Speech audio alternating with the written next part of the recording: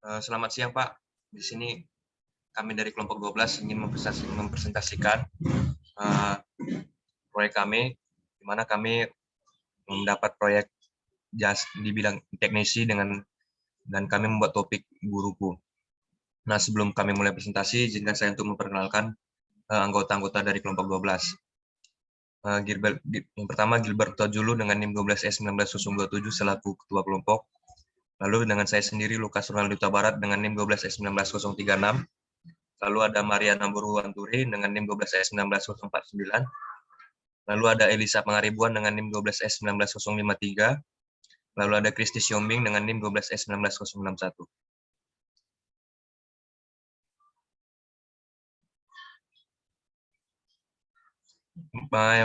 Yang pertama itu deskripsi website guruku. Nah, website guruku dibuat dengan latar belakang keadaan situasi pandemi COVID saat ini. Situasi pandemi ini membuat siswa lebih banyak untuk belajar mandiri dari rumah masing-masing.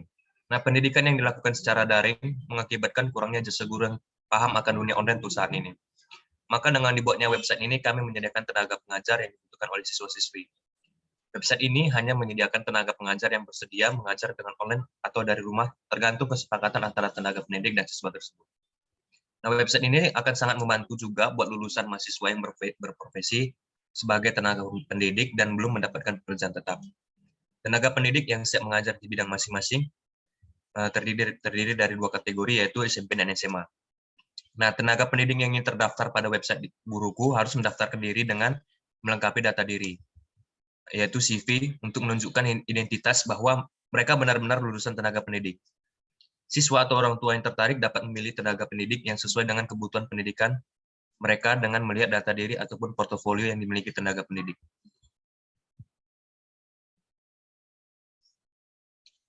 Yang kedua, analisis kebutuhan fungsional dan non-fungsional. Yang pertama yaitu kebutuhan fungsional. Yang pertama, tenaga pendidik dapat mendaftarkan diri ke dalam website. Yang kedua, siswa dapat mendaftarkan diri ke dalam website. Yang ketiga, tenaga pendidik dapat mengetahui identitas siswa yang memilih mereka. Yang keempat, siswa dapat mengetahui profil tenaga pendidik. Yang kelima, siswa dapat menghapus akun. Yang keenam, tenaga pendidik dapat menghapus akun. Yang ketujuh, siswa dapat memperbaharui data profil. Yang kedelapan, tenaga pendidik dapat memperbaharui data profil. Yang kesembilan, tenaga pendidik dapat login ke dalam website. Lalu yang ke-10, siswa dapat login ke dalam website. Lalu yang kedua, kebutuhan non-fungsional terdiri dari 5. Yang pertama, website dapat diakses dalam 24 jam. Yang kedua, website memiliki tampilan yang mudah dipahami. Yang ketiga, website bertanggung jawab dalam hal informasi tenaga pendidik, dalam hal ini privacy. Yang keempat, website memiliki database yang selalu terupdate. Lalu yang kelima, website memiliki kecepatan respon yang baik. Selanjutnya, BPMN pendaftaran oleh tenaga pendidik. Nah, pada BPMN ini, tenaga pendidik harus mengisi data diri secara jujur sesuai data yang diminta. Nah, setelah melakukan pengisian data, tenaga pendidik memastikan bahwa data yang telah dimasukkan sudah benar dengan mendapatkan kode verifikasi pada email masing-masing. Nah, setelah terverifikasi, tenaga pendidik akan menggunakan username dan password yang didaftarkan pada website. Nah, seperti yang kita lihat secara seksama, gambar skema dari BPMN pendaftaran oleh tenaga pendidik. Nah, yang kedua, BPMN pendaftaran oleh siswa. Nah, pada BPMN ini, siswa harus mengisi data diri secara jujur sesuai dengan yang data diminta, sama dengan yang pertama tadi. Nah, setelah melakukan pengisian data, siswa harus memastikan bahwa data yang dimasukkan sudah benar dengan mendapatkan kode verifikasi pada email masing-masing. Nah, setelah terverifikasi, siswa akan menggunakan username dan password yang didaftarkan pada website. Dan skemanya bisa kita lihat secara seksama. Lalu yang ketiga, BPMN tenaga pendidik dapat mengetahui jenis identitas siswa yang memilih mereka. Nah, pada BPMN ini menunjukkan bahwa tenaga pendidik dapat melihat siswa yang memilih mereka menjadi mentor mereka sesuai kategori mata pelajaran. Nah, data berupa jumlah siswa yang mendaftar juga dapat diketahui dengan fitur mata pelajaran. Nah, untuk skemanya kita bisa lihat secara seksama.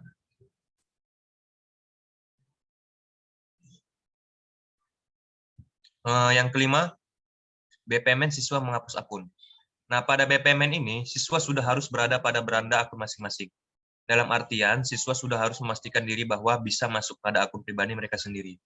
Lalu, melakukan pencarian menu profil yang dapat dilihat dari icon profil yang ada pada sudut atas sebelah kanan. Lalu memilih setting profile atau menu profil, setelah itu memilih button hapus akun. Berikut skema BPMN dari siswa menghapus akun. Lalu yang keenam, BPMN tenaga pendidik dapat menghapus akun. Nah, pada BPMN ini, tenaga pendidik harus memastikan sudah berhasil login pada akun tenaga pendidik. Setelah itu, mereka memilih menu profil yang berada pada sudut kanan atas. Setelahnya, memilih button hapus akun. Skemanya dapat kita lihat secara seksama.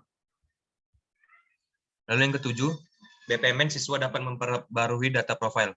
Nah, pada BPMN ini, siswa harus berada pada akun siswa dan sudah berhasil melakukan login dengan password dan username yang terdaftar.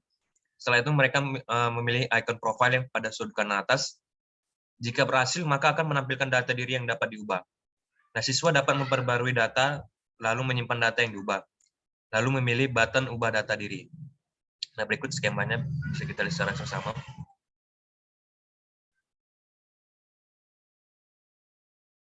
Nah, yang ke-8, BPMN tenaga pendidik dapat memperbarui data profil. Pada BPMN ini, tenaga pendidik sudah berhasil melakukan login sesuai dengan email dan password yang terdaftar, serta berada pada halaman beranda akun. Kemudian tenaga pendidik mengklik icon profile atau avatar pada sudut kanan atas dan memilih menu profile. Nah, jika berhasil, maka akan menampilkan data diri yang dapat diubah. Tenaga pendidik memperbarui data, lalu menyimpan data yang diubah dengan menekan button ubah data diri. Untuk skemanya bisa kita lihat secara sesama. Lalu yang ke-9, BPMN tenaga pendidik dapat login ke dalam website. Nah, BPMN ini, tenaga pendidik sudah berhasil dalam verifikasi data akun, sehingga bisa masuk ke dalam website. Tenaga pendidik harus memasukkan email dan password yang sesuai dengan data yang telah diverifikasi pada saat pendaftaran akun. Apabila data diinput pada form login benar, maka tenaga pendidik akan otomatis masuk pada halaman website. Nah, untuk skemanya bisa kita lihat secara bersama. Yang ke-10, BPMN siswa dapat login ke dalam website. Nah, pada BPMN ini, siswa sudah berhasil dalam verifikasi data akun, sehingga bisa masuk ke dalam website. Siswa harus memasukkan email dan password yang sesuai dengan data yang telah diverifikasi pada saat pendaftaran akun. Apabila data yang diinput pada form login benar, maka siswa otomatis masuk pada halaman website. Untuk skema login bisa kita lihat secara bersama. Lalu ada ERD. Di sini kita sudah bisa lihat skemanya secara sama, di mana siswa di sini memilih tenaga pendidik dengan tenaga pendidik di sini terbagi dengan dua kategori, yaitu SMP dan SMA, dan terdapat mata pelajaran yang dapat mereka pilih. Lalu di sini ada admin. Admin di sini dia mengelola dan menyimpan data, dan di sini admin bisa melihat data-data dari siswa, baik dari siswa maupun dari tenaga pendidik. Lalu PDM-nya, sini siswa terdapat ada beberapa atribut, yaitu ID siswa, usia, jenis kelamin, nomor telepon, alamat, asal sekolah, email, jenjang pendidikan. Tenaga pendidik, NIK, ID mata pelajaran, nama, jenis kelamin, nomor telepon, Gmail, tarif ID siswa. Nah, untuk kategori ada 2, SMP, SMA, admin, email, password, website, data, dan mata pelajaran 2 atribut, ID mata pelajaran dan nama.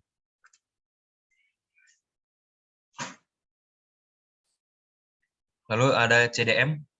Di sini CDM ada siswa, tenaga pendidik, kategori mata pelajaran, website, dan admin. Jadi pada tabel siswa, ID siswa di sini sebagai primary key, pada tenaga pendidik, NIK sebagai primary key, ID sebagai foreign key, pada kategori NIK sebagai foreign key, pada mata pelajaran, ID mata pelajaran sebagai primary key.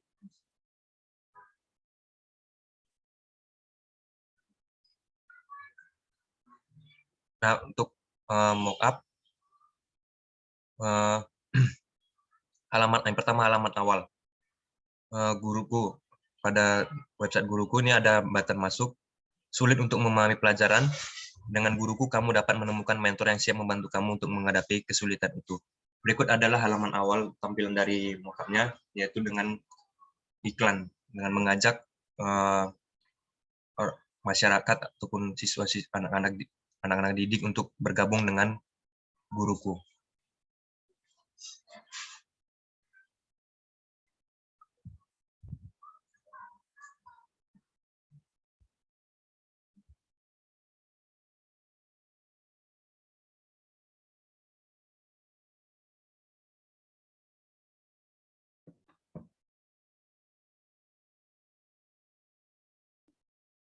Untuk selanjutnya akan dilanjutkan oleh rekan saya, Gilbert Utajulu. Baiklah, terima kasih atas kesempatannya. Selanjutnya ada halaman login.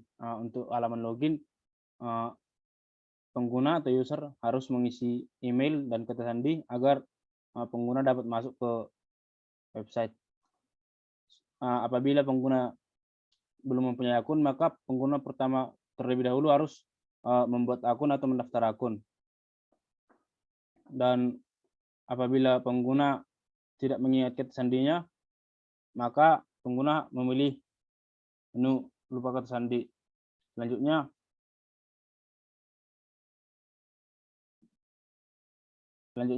halaman. Setelah pengguna memilih buat akun, maka selanjutnya akan ke halaman daftar sebagai siswa. Di sini pengguna dapat memilih daftar sebagai siswa atau daftar sebagai pengajar. Pengguna harus mengisi data-data terlebih dahulu. Selanjutnya memilih menu daftar sehingga pengguna akan terdaftar pada website. Sama seperti sebelumnya, di sini daftar sebagai pengajar sama seperti daftar sebagai siswa, namun data yang diisi oleh pengajar berbeda dengan apa yang diisi oleh siswa. Selanjutnya ada halaman lupa kata sandi. Apabila pengajar atau pengguna lupa kata sandi, maka mereka memilih menu lupa kata sandi dan akan dilanjutkan ke halaman lupa kata sandi. Di sini pengguna mengisi alamat email mereka. Selanjutnya pengguna membuat kata sandi baru dan mengulangi kata sandi yang telah dibuat tadi. Selanjutnya ada halaman beranda. Pada halaman beranda, di sini pengguna langsung dapat melihat tentor yang ada pada website ini, pada guruku. Apabila pengguna atau siswa ingin melihat lebih detail tentang profil tentor yang akan mereka pilih, maka mereka memilih menu lihat atau button lihat. Maka akan dilanjutkan ke halaman profil pengajar. Di sini siswa dapat melihat lebih jelas profil pengajar. Apabila siswa tertarik, maka siswa dapat memilih button hubungi pengajar. Di situ siswa dan pengajar dapat membuat kesepakatan. Selanjutnya ada halaman mata pelajaran. Halaman mata pelajaran di sini siswa dapat melihat tentor apa aja yang ada pada mata pelajaran bahasa Inggris atau matematika dan lain-lain. Di sini diklasifikasikan atau dibedakan antara SMP dan SMA. Setelah apabila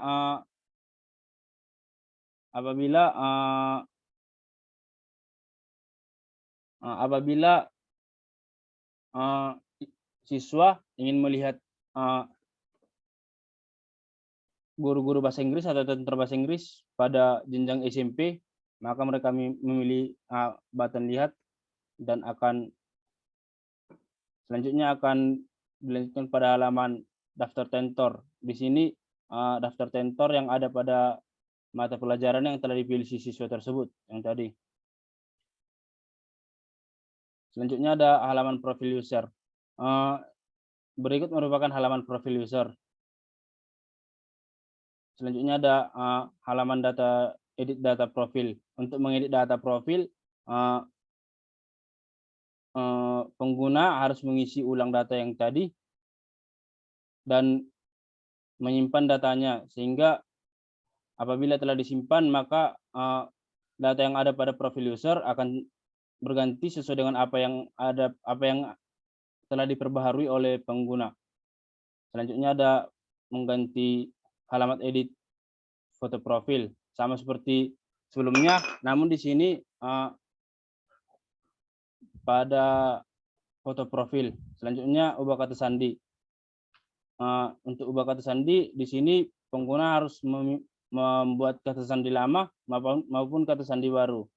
Setelah itu disimpan, maka kata sandi pengguna untuk login akan berganti sesuai dengan apa yang telah dibuat atau diubah. Selanjutnya ini halaman hapus akun. Apabila pengguna ingin menghapus akun, akan ada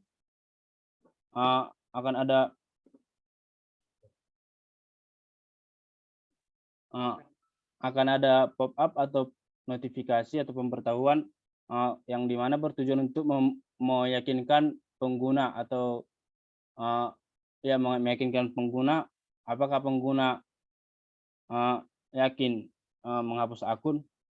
Jika ya, maka pengguna memilih yes, maka akun akan terhapus, dan jika tidak, pengguna memilih no, dan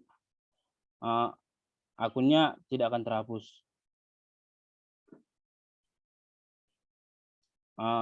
Baiklah Pak, demikian presentasi dari kami. Apabila ada kesalahan perkataan maupun tindakan, kami mohon maaf.